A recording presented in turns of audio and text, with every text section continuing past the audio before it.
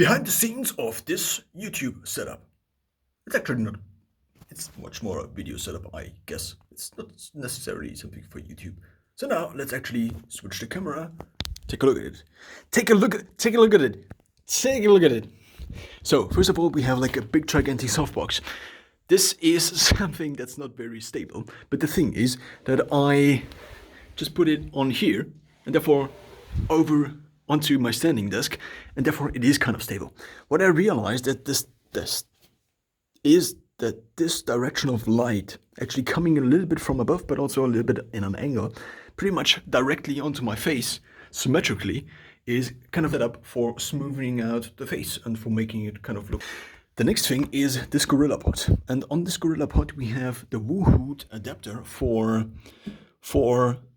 a phone, and there's a problem, because if you have a case on this adapter, it just doesn't work really well, because it's just the clamps are too small, and therefore if you put, for example, I am using a Galaxy S10, but this is a second one.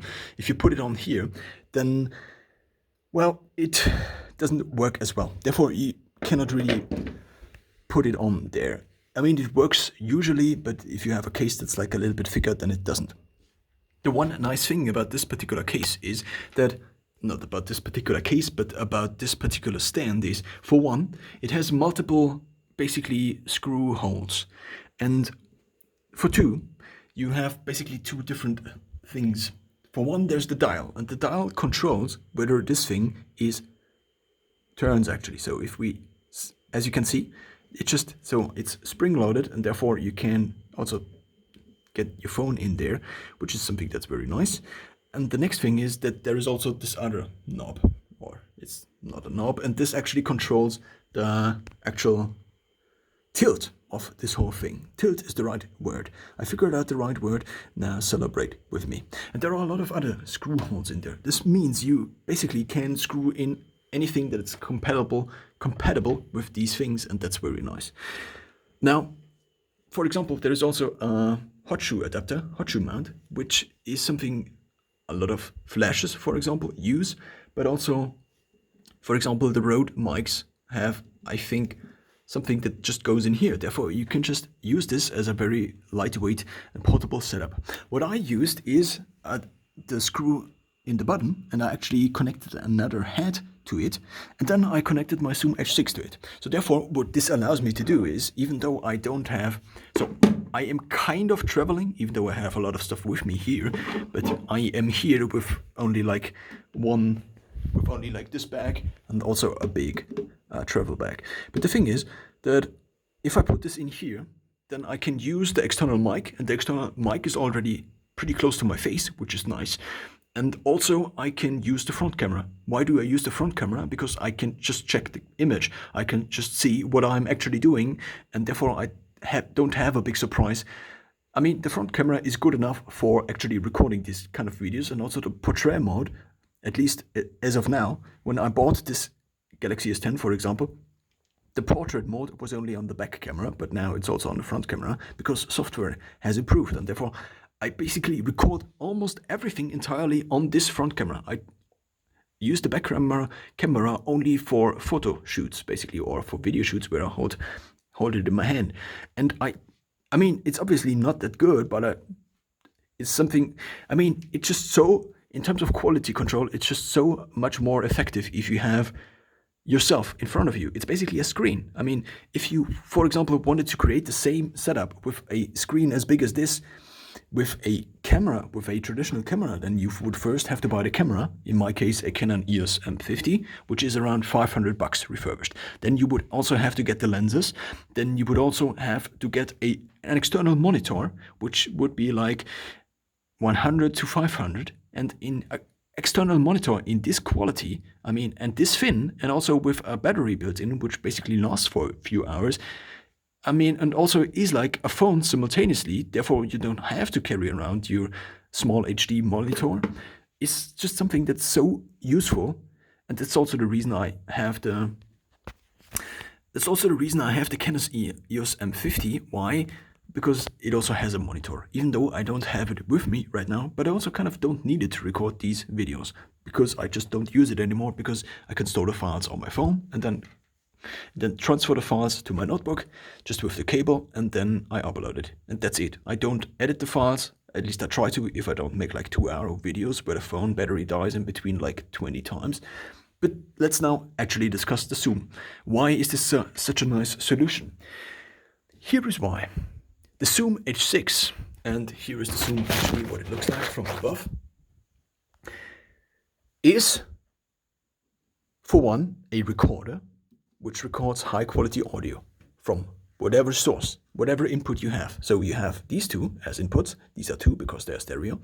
Then you have these where you can put in like 6.3 millimeter audio jack, but also 3.5. So you can also use your phone, for example, to output audio if you have still a audio jack.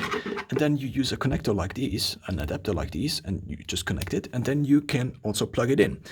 It also has a microphone input, so you could also theoretically connect the phone to the microphone input. I just don't know what it is then in terms of levels, what happens in terms of levels, because microphone inputs are usually amped up pretty much. But obviously if you just turn the sensitivity down, then it would work again. So you have like 4 inputs. You could also exchange this capsule for another 2 inputs. So also this combi check inputs. Now, what is the nice thing about the Zoom? What is the one big thing about the Zoom, and why do I use it to record videos? For one, these microphones just sound insane. I mean, obviously microphones like the Galaxy S10 microphone I'm using now, and since I'm directly behind the screen, it also sounds kind of nice. But if I switch again and put it on here and record myself again, it's quite a distance. I mean, it's not the biggest distance in the world, it's like 50 centimeters, but this is something the microphone already has to cover, and I cannot turn the phone in order to access one of the mics closer. Actually, I have to speak directly to the front of the phone, and the microphones are on top of the phone. So the microphones are here, down here is one, I think. Yeah, here's one, and also on the top here is either here or, I mean, these are stereo microphones, and they are pretty good, but compared to something like this, they are just not that good. I mean, you can hear it right now and compare it to the other videos where I actually have the setup and where you also can see it kind of in the side of the video, and therefore, well, and also I'm realizing the stabilization kind of doesn't really work well here.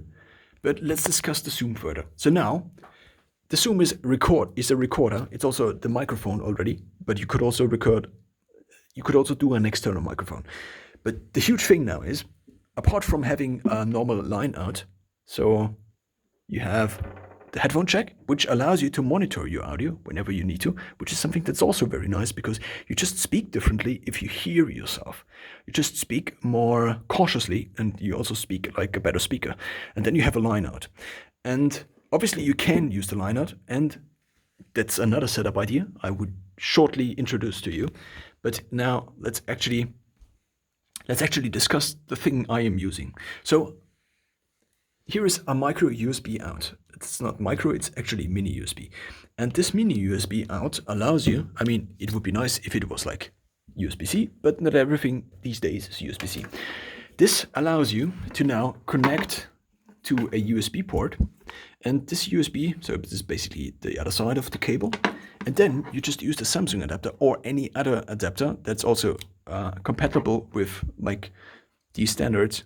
So not all these adapters, sometimes it's just charging and sometimes it's just USB 2.0. I don't actually know what is in here, but or what this adapter is certified with. But now, the thing is, you can connect these two things, and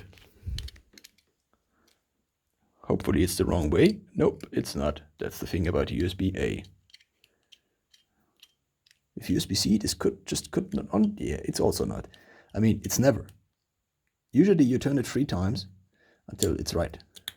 So now you connect this USB-C to an extension. You don't necessarily need the extension. It's just that with a case on your phone, the extension cord allows you to actually plug into the USB-C without any problems. So now you connect it, and then you connect the USB-C extension to your phone.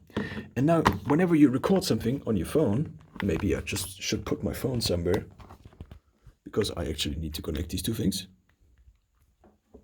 And I'm holding the thing in my hand, which is not something that's very useful, also for shakiness. The thing now is, if you now record something on your phone, let's actually open up the camera.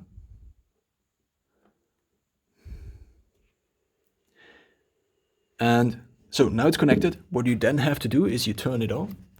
And a little bit of a bummer is that if you are using the mics, you can never see the screen, which is kind of a bummer, I guess. I mean, I can read it from like the recording screen, so you can use it as a SD card reader or also as a mic. Then you could just use stereo.